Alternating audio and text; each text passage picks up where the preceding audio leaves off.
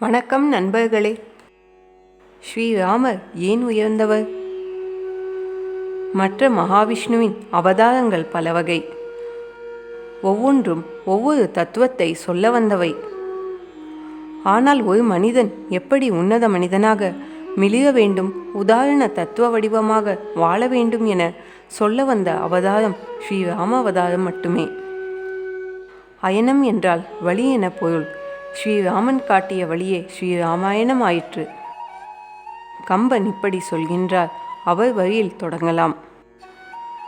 மும்மைசால் உலகுக்கெல்லாம் மூல மந்திரத்தை முற்றும் தம்மையே தமக்கு நல்கும் தனி பெரும் பதத்தை தானே இம்மையை ஏழுமை நோய்க்கும் மருந்தினை இராமன் என்னும் செம்மை சேர் நாமம் தன்னை கண்களில் தெரிய கண்டான்.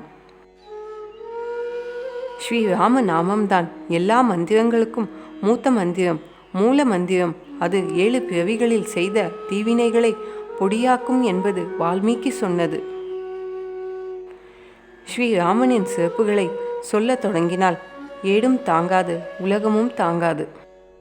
காலமுள்ள காலம் மட்டும் யுகங்களை தாண்டி அவன் நிலைத்திருப்பதற்கும் அவன் புகழை மானிட குலம் பாடுவதற்கும் காரணம் வாழ்வின் ஒவ்வொரு பக்கத்துக்கும் ஒவ்வொரு மனிதனின் நிலைக்கும் அவன் வாழ்ந்து சொன்ன உதாரணம். ஸ்ரீராமரின் வாழ்வு முழுக்க மானிட தர்மத்தையே போதித்து வாழ்ந்தார். உன்னதமான மானிடனின் மகா உன்னத குணங்களை தன் வடிவாக வாழ்ந்தான். மானிட வாழ்வு சிக்கலும் சிரமமும் கண்ணீரும் மிகுந்தது. அதில் சோதனையினை தாண்டி ஒரு மனிதன் தன் நிலையில் வாழ வேண்டும் என வாழ்ந்தும் காட்டினான். அப்படி சோகமும் பரிதாபமும் கண்ணீரும் நிறைந்த வாழ்வு அவனுடையது. ஆயினும் ஒரு நொடியிலும் அவன் தன்னிலை தவறவில்லை. மானிடன் எப்படி கர்மமே சுதர்மமாக கொண்டு வாழ வேண்டும் என வாழ்ந்த தத்துவம் அவனுடையது. சகோதரர்களுடன் தாய்களுடனும் தந்தையின் ஒப்பற்ற பாசத்தில் வளர்ந்தவன் அவன். அந்த வில்லை கூட சீதைக்காக அவன் உடைக்கவில்லை. விஸ்வாமித்திரர் சொன்னார், உடைத்தான். சீதைக்கு மாலையிடுவதை தசரதனே முடிவு செய்வார் என ஒதுங்கி நின்றார் ராமன். பெரும் அழகியும் அரசியுமான சீதையினை அடையும் பந்தயத்தில் வென்ற பின்பும் தந்தையின் அனுமதிக்காக காத்திருந்தார். தந்தை செய்தி அனுப்பி அனுமதித்த பின்பே அந்த சீதையினை தன் ஒரே மனைவியாய் ஏற்றும் கொண்டார்.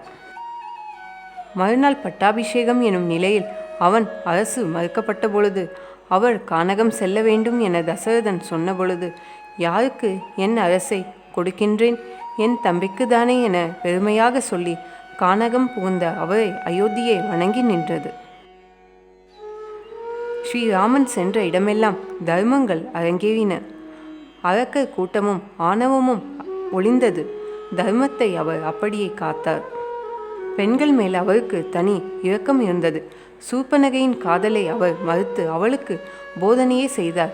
இது முறையன்று என, இயல்புமன்று என எவ்வளவோ போதித்தார். ஆனால் சீதை இருக்கும் வரை தன் காதலை ஸ்ரீராமன் ஏற்கப் போவதில்லை என அவளை கொல்ல முயன்ற சூர்பனகையினை லக்ஷ்மணன் மூக்கறுத்து விரட்டினான். தாடகையினை கொல்லும் முன் கூட விஸ்வாமித்தரிடம் ஒரு பெண்ணை கொல்வது தர்மமாகாது என வேண்டுகின்றார். மானிட குலத்துக்கு எதிரான, தர்மத்துக்கு எதிரான அக்கிரமிகளில் ஆண் பெண் பேதமில்லை என அவன் குரு விளக்கிய பின்பே அவன் அவளை வதைக்கின்றார். கல்லான அகல்யைக்கு ஸ்ரீராமனால் உயிர் பெற்றால் அப்பொழுதும் ஏற்க மறுத்தான் அவள் முனி கணவன். கௌதமர் முக்காலமும் உணர்ந்த உனக்கே எது பொய் என தெரியவில்லையே, அவளுக்கு எப்படி வந்தவன் முனிவன் என தெரியும் என அவன் சொன்னபொழுது மன்னிப்பு கேட்டு அகல்யினை ஏற்றார் முனிவர். மானிடருக்கு இருக்க வேண்டிய மிக பெரும் குணம் அவனுக்கு இருந்தது. அது எல்லா உயிர் மேலும் அன்பு ஆகும். குரங்குகளை தனக்கு சமமாக அமர்த்தியவர் அவரை. கழுகு என்றாலும் ஜட்டாயுவுக்கு தன் உடன் பிறந்தவன் போல் காரியம் செய்தவரும் அவரே.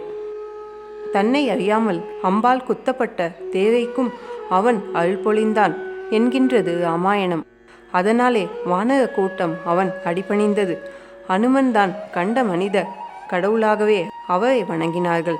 கடைசி வரை கூடவே இருந்தார்கள். அந்த இலங்கை போரில் கூட ராவணன் திருந்த கடைசி வரை சந்தர்ப்பம் கொடுத்தார். இன்று போய் நாளை வா என அவன் சொன்னது கடைசி இரவிலாவது அவன் திருந்தமாட்டானா எனும் ஒரு நம்பிக்கையின்றி வேறு என்ன? ஸ்ரீராமனின் விசேஷ குணங்களில் ஒன்று அரசுக்கு ஆசைப்படாதது. வாலியினை வீழ்த்திய பின் கிஷ்கிந்தா ஸ்ரீராமனுக்கே சொந்தம். ஆனால் சுக்ரீவனுக்கு விட்டு கொடுத்தார். லங்காபுரியினை வென்ற பின் நிச்சயம் அதன் அரசன் ஸ்ரீராமனே. ஆனால் வாக்குப்படி விபீஷ்ணனுக்கு விட்டு கொடுத்தார். சென்ற இடமெல்லாம் தர்மத்தை வாழ வைத்து அரியணை ஏற்றி வைத்துவிட்டு வந்தான் அந்த கருணாமூர்த்தி. தன்னை நம்பியோரை எல்லாம் காத்தான். யாரெல்லாம் ஆக்கிரமத்தின் கொடுமை தாங்காமல் அடைக்கலம் என வந்தார்களோ அவர்களை எல்லாம் அரணாக நின்று காத்தான். இலங்கை போருக்கு பின்பே அவன் அயோத்தி அரசனாகின்றான். இன்று வரை ராமராஜ்யம் என்ற அவன் ஆட்சி முறை புகழ்படுகின்றது என்றால் அவனின் ஆட்சி திறன் அப்படி. கவனியுங்கள், ஒரு சலவை தொழிலாளி சீதை யோக்கியமா என்றவுடன் அவள் தலையினை ஸ்ரீராமன் சீவவில்லை, சிறையிடவில்லை, நாடு கடத்தவில்லை. மாறாக அவன் தன் குடிமகன், தன் அரசின் கீழ்வாழ்பவன், அவன் நம்பிக்கையினை பெறுவது அரசனின் கடமை என்றே சீதையினை தீக்குளிக்க சொன்னான். அவனுக்கு சீதை பற்றி தெரியும். அவளின் கற்பு பற்றியும் அவளுக்கு இருந்த சக்தி பற்றியும் தெரியும். இதனால் அவளை முழுக்க நம்பி அதே நேரம் தன் நாட்டு குடிமக்கள் நம்ப வேண்டும் என்பதற்காகவே, சீதையின் புகழ் அறியப்பட வேண்டும் என்பதற்காகவே தீயில் இறங்க சொன்னான். அங்கு நெருப்பே அந்த தாயினை வணங்கியது. உலகிலே அரசனின் மனைவி சந்தேகத்துக்கு அப்பாற்பட்டு இருக்க வேண்டும் என சொன்ன அரசன் அவனே. அது உலகெல்லாம் புகழ்பெற்ற வரியாய் மாறிற்று. காலம் காலமாக தொடர்ந்தது. ரோமர்களின் சாம்ராஜ்யத்திலும் அந்த வரி ஒலித்தது. சீசருக்கு பல லட்சம் வருடம் முன்னாலே அதை சொன்னவன் ஸ்ரீராமன். ஸ்ரீராமனின் புகழ் உலகம் முழுக்க பரவியிருந்தது. இன்னும் தாய்லாந்து முதல் இந்தோனேஷியா, கிழக்கு சைனா வரை அவனின் வரலாறு உண்டு. அப்படி போக்கிலும் பரவியிருந்த ஸ்ரீராமனின் புகழ்வரிதான் சீசர் சொன்னது. ஸ்ரீராமனின் அரசு தேவலோக அரசுக்கு நிகராய் இருந்தது. அவன் பரதனிடம் கேட்கும் கேள்விகளின் தொகுப்பு, அவன் விளக்கும் பல நிர்வாகங்களின் தொகுப்பு சாணக்கியனின் அர்த்த சாஸ்திரத்தில் அப்படியே வரும். ஆம், ஸ்ரீராமனே இங்கு எல்லா விஷயங்களுக்கும் எடுத்துக்காட்டானவன். அவன் செய்த ராஜநீதியே பின்னாளில் மனுநீதி. சோழன் தன் மகனை பசுவுக்காய் கொல்லும் அளவு ஆட்சி கொடுத்தது. அவனின் பொய் சொல்லா குணமே ஹரிச்சந்திர கதையின் நாதம். அவனின் சகோதர பாசத்தின் தொடர்ச்சியே பாரதம். அவனின் அரச நீதியின் தொடர்ச்சியே சாணக்கியனின் அர்த்த சாஸ்திரம். இன்னும் ஏராளம் ஏராளம் உண்டு. ஒருவனின் நற்குணத்தை பற்றி அவனின் நண்பர்களோ பலன் பெற்றவர்களோ சொல்வதில் அர்த்தமில்லை. அவனின் எதிரி என்ன சொல்கின்றானோ அதுதான் நிஜம். ராவணன் மாயமான உருவெடுக்க மாரீச்சனிடம் சொன்னபொழுது ஸ்ரீராமனின் குணம் பற்றி வியந்துரைத்து அவனுக்கு துரோகம் புரிய முடியாது என மறுவுகின்றான் மாரீச்சன். ஸ்ரீராமன் உருவெடுத்தால் சீதை மயங்குவாள் என திட்டம் போட்ட ராவணன் ஸ்ரீராம உருவெடுத்து அந்த உருவில் தனக்கு மாபெரும் நல்ல குணங்கள் வருவதை உணர்ந்து அதை சட்டென மாற்றி கதறி அழுதான் என்கின்றது புராணம். போர்க்களத்தில் ஸ்ரீராமனின் அழகையும் அவனின் வீரத்தையும் ஆயுதம் இல்லா தன்னை வீட்டுக்கு அனுப்பி நாளை வா என சொன்ன ஸ்ரீராமனிடம் மனமாற தோற்றான் ராவணன். லங்காபுரியில் அவன் அழகில் தோற்றாள் சூர்பனகை. அவன் அன்பில் தோற்றான் விபீஷ்ணன். அவன் வீரத்திலும் கருணையிலும் தோற்றான் ராவணன். ராவணன் வாலியாலோ இல்லை கார்த்த வீரியனாலோ கொல்லப்பட்டிருக்க வேண்டியவன். ஆனால் அவனின் பெரு பக்தியின் பலன் ஸ்ரீராமன் என்னும் நல்லவனால் கொல்லப்பட்டான். இதை உணர்ந்தே மகிழ்வாய் உயிர் விட்டான் ராவணன். இதைவிட ஸ்ரீராமனின் பெருமை சொல்ல என்ன உண்டு? தந்தை பாசத்துக்கு எடுத்துக்காட்டான ஒருவன் உண்டா? ஸ்ரீராமன் வாழ்வு சொல்லும்.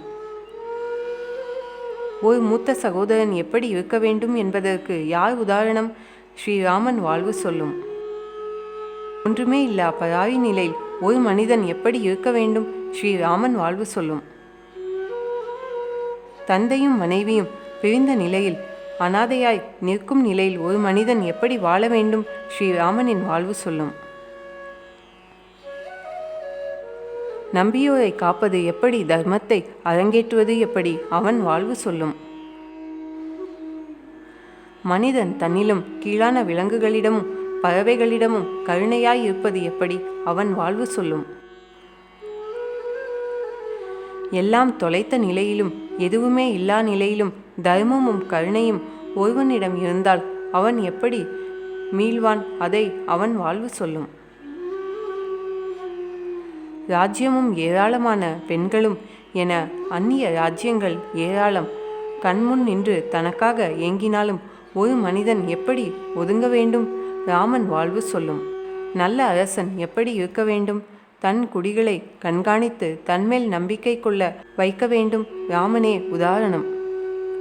இதனாலே யுக யுகமாக இந்த உலகில் ஸ்ரீராமனை வழிபட சொன்னார்கள். அவன் கதையினை படிக்க சொன்னார்கள். ஸ்ரீராமன் கதையினை முழுக்க வாசிக்கும் ஒருவனுக்கு அவனின் ஏதாவது ஒரு குணம் வரக்கூடும். அவன் அதனை பின்பற்ற வேண்டும் என்பதற்காகவே. தான் வீரன் எனும் வாலியின் அகங்காரம் அவனால் ஒழிக்கப்பட்டது. அழகி எனும் கர்வம் கொண்ட சூர்பனகையின் அகங்காரம் அவனாலே ஒழிக்கப்பட்டது. தாடகை அவனிடமே அடங்கி வீழ்ந்தாள். மூவுலகை வென்ற ராவணனின் அகங்காரம் அவனிடமே ஒளிந்தது. தன்னை வெல்ல சத்திரியன் எவனும் இல்லை எனும் பரசுராமனின் அகங்காரமும் அவனிடமே ஒளிந்தது. அகங்காரம் ஒழிய ஸ்ரீராமனை வணங்குங்க என்றது இந்த பூமி.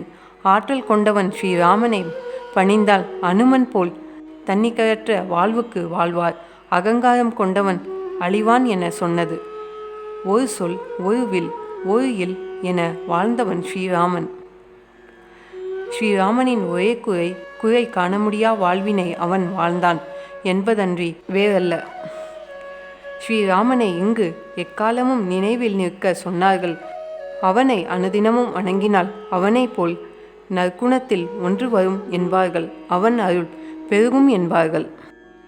அருள் பெருகுமோ இல்லையோ ஸ்ரீராமனின் வாழ்வினை தியானிப்பவர்களுக்கு ஞானம் வரும். மானிட வாழ்வு சிக்கலும் கண்ணீரும் கவலையும் மிகுந்தது. ஸ்ரீராமனுக்கு வந்த சிக்கலோ நமக்கு வரும் என்ற தைரியம் பிறக்கும். ஸ்ரீராமன் ராஜ்யம் போனாலும் மனைவி பிரிந்தாலும் மீண்டும் பெற்றது போல் பெறுவோம் எனும் நம்பிக்கை வரும். வனவாசம் மட்டும் செல்லாமல் இருந்தால் அவன் அனுமனை கண்டிருப்பானா? குகனை கண்டிருப்பானா? ராவண வதம் நடந்திருக்குமா? இல்லை. சலவை தொழிலாளியின் நம்பிக்கையினை பெற்று மாபெரும் அரசனாய் வீற்றிருப்பானா? எல்லாம் நன்மைக்கே எனும் நம்பிக்கை பிறக்கும். நல்லவனாய் இருப்போம். ஸ்ரீராமனுக்கு அனுமன் போல் நமக்கும் ஒருவன் வராமலா போய்விடுவான் எனும் தைரியம் பிறக்கும். ஸ்ரீராமனின் பரசுராம மோதல் காட்சிகளை காணும் பொழுது அகம்பாவம் ஒளியும். ஆட்சியாளர் படித்தால் நாமும் அப்படி ஆள வேண்டும் என்ற ஆசை வரும். வீரன் படித்தால் நாமும் ராமனை போல் தர்மப்போர் புரிய வேண்டும் என்ற வீரம் வரும். குறைந்தபட்சம் குகனை போல் நண்பனை பெற வேண்டும் எனும் ஆசை வரும். விபீஷணன் சுக்ரீவன் ராஜ்யம் அவனுக்கு என்பதை போல் மன ஆசை குறையும். பரதனுக்கு நாடு கொடுத்த ஸ்ரீராமன் போல் நாமும் சகோதரனுக்கு விட்டு கொடுப்போம். மண்ணாசை வராது. பேரழகி ஆனாலும் ஏறெடுத்து பார்க்க மாட்டோம். இதனால் பெண்ணாசையும் வராது. இதனாலே ஒவ்வொரு மனிதனும் ஸ்ரீராமனின் கதையினை படிக்க வேண்டும் என்றது இந்த ஞானபூமி. இன்றும் இந்துக்கள் வாயில் ராமா எனும் வார்த்தை சர்வசாதாரணம். அது அவர்கள் இரத்தத்தில் வந்தது. பூர்வ ஜென்மமாய் வந்தது. அது இன்னும் வரும். ஸ்ரீராமன் காலந்தோறும் யாரையாவது உலகிலும் இந்த பூமியிலும் தொட்டுக்கொண்டே இருப்பான். பல ஆயிரம் வருடம் கழித்து அவன் ஆலயம் கட்டப்படுவதெல்லாம் சாதாரண விஷயம் அல்ல. எகிப்து, ரோம் இன்னும் பல மதங்கள் செத்தேவிட்ட நிலையில் ராமன் ஆலயம் மட்டும் உயிர்த்தெழுவது எப்படி? ஆம், அவனே தர்மம், அவனே சத்தியம். அது ஒரு காலமும் அழியாது. சுவாமி விவேகானந்தர் தன் அமெரிக்கா சொற்பொழிவில் ஸ்ரீராமனை ஏன் இந்து மதம் கொண்டாடுகின்றது, ஸ்ரீராமன் என்பதன் தத்துவ வடிவம் என்ன என்பதை இப்படி சொன்னார். ஸ்ரீராமபிரான் புராதன வீர சகாப்தத்தின் சின்னம், தர்மத்தின் ஒட்டுமொத்த உருவம் அவர். அறநெறிகளின் சின்னம் அவர். அது மட்டுமல்ல, முன் உதாரணமாக திகழும் ஒரு மகன், ஒரு தந்தை, ஒரு கணவன், எல்லாவற்றுக்கும் மேலாக ஒரு அரசன் எப்படி இருக்க வேண்டுமோ அப்படி நம் கண்முன்னே கொண்டு வந்து ஸ்ரீராமபிரானை தருகிறார் வால்மீகி முனிவர். அவருடைய அற்புதமான தூய மொழி, மாசுமறுவற்ற நடை, அழகான மொழி, அதே நேரத்தில் எளிமையான ஒரு மொழி. இதை மிஞ்ச உலகில் எதுவுமே இல்லை. அப்படிப்பட்ட ஒரு மொழியில் ஸ்ரீராமபிரானை வர்ணிக்கிறார். ஸ்ரீராமனை போல் ஒருவனை காண நீங்கள் உலகில் இதுவரை தோன்றிய எல்லா இலக்கியங்களையும் ஆழமாக இன்றும் ஒருபடி மேலே சென்று உறுதியாக சொல்லுவேன். வருங்காலத்தில் உலகத்தில் எழுதப்பட போகின்ற அத்தனை இலக்கிய நூல்களையும் கற்றாலும் நீங்கள் இன்னும் ஒரு ராமனை காணவே முடியாது. அவன் ஒப்பற்றவன். ஒரு முறைதான் அப்படிப்பட்ட குணமுடைய ஒருவனை காண முடியும். நன்மையும் செல்வமும் நாளும் நல்குமே, திண்மையும் பாவமும் சிதைந்து தேயுமே, ஜென்மமும் மரணமும் இன்றி தீருமே, இம்மையே ஈராம் என்ற இரண்டெழுத்தினால் நாடிய பொருள் கைகூடும், ஞானமும் புகழும் உண்டாகும், விடியல் வலியதாக்கும், வேரியம் கமலை நோக்கும், நீடி அறக்கர் சேனை நீர்பட்டலிய வாகை சூடிய சிலை ராமன் தோல்வழி கூறுவார்க்கே. ஸ்ரீராமனுடைய இரண்டெழுத்தை சொன்னால் எல்லா நன்மைகளும் கிடைக்கும். செல்வம், ஞானம், புகழ், லக்ஷ்மி கட்டாட்சம் எல்லாம் கிடைப்பதோடு பாவங்கள் அழிந்து இந்த ஜென்மத்திலேயே விடுதலையும் கிட்டும். அந்த ராமனை மனமாற வணங்குங்கள். வானமேகத்தில் ஒரு துளியும் தாகம் தீர்க்கும் என்பது போல், வைரத்தின் ஒவ்வொரு தூண்டும் மின்னும் என்பது போல், ராமனின் குணங்களில் ஒன்றே ஒன்று உங்களில் கலந்தால் போதும், உங்கள் வாழ்வே மாறும். அது சமூகத்தை மாற்றும். அனுமன், விபீஷணன், வால்மீகி, கம்பன், விவேகானந்தர் என ஏராளமான உதாரணங்களை சொல்லிக்கொண்டே இருக்க முடியும். நிச்சயம் அதில் உங்கள் பெயரும் வரும். எல்லா இந்துக்களும் வால்மீகியினை போல் ஸ்ரீராமன் பெயரை சொல்லிக் கொண்டிருக்கின்றனர். அவ்வளவு ஏன், காசியில் பரமேஸ்வரன் இறக்கும் தருவாயில் உள்ள உயிர்களை ராமா என்று சொல்லி முக்தி அளிக்கிறார். ஜெய் ஸ்ரீராம். இந்த வீடியோ பிடித்திருந்தால் லைக் பண்ணுங்கள், ஷேர் பண்ணுங்கள், சப்ஸ்கிரைப் பண்ணுங்கள். தேங்க்ஸ் ஃபார் வாட்சிங்.